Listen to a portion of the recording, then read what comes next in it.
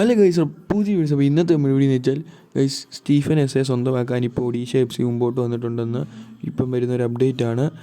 Stephen SA ജംഷഡ്പൂരിലെ ഒരു താരമാണ്. കാരണം ഈ സീസണിൽ ജംഷഡ്പൂർ ISL കളിക്കുന്നില്ല, അതുകൊണ്ട് ഇപ്പോൾ ഒഡീഷ എഫ് സി നോക്കുന്നുണ്ട്. സ്റ്റീഫൻ എസ്എ താരം ഒരു സൂപ്പർ ഡിഫൻഡർ തന്നെയാണ്, നന്നായിട്ട് ബാക്കിങ് കളിക്കും, വേണേൽ ടീമിന് വേണ്ടി ഗോൾ അടിക്കുകയും വരെ ചെയ്യുന്നതാണ്. കഴിഞ്ഞതിൻ്റെ മുമ്പത്തെ സീസണിൽ ഒരു സോളോ ഗോൾ ഉണ്ടായിരുന്നു 80Kക്കെതിരെ.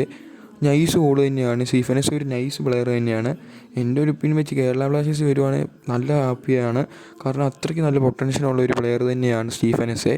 എന്തായാലും ഇപ്പം സ്റ്റീഫൻ എസ്എ സ്വന്തമാക്കാൻ ഒഡീഷ എഫ് സി മുമ്പോട്ട് വന്നിട്ടുണ്ട് ഗൈസ്. അതുപോലെ തന്നെ കേരള ബ്ലാസ്റ്റേഴ്സിൻ്റെ അപ്ഡേറ്റ് എന്ന് വെച്ചാൽ കേരള ബ്ലാസ്റ്റേഴ്സ് എന്തായാലും ഈ സീസണിൽ ISL കളിക്കുമെന്ന് ഇപ്പോൾ ഒരു കൺഫർമേഷൻ വന്നിട്ടുണ്ട്. കാരണം ISL കളിക്കണമെങ്കിൽ നമ്മൾ 1,10,00,000 രൂപ അടയ്ക്കണമായിരുന്നു.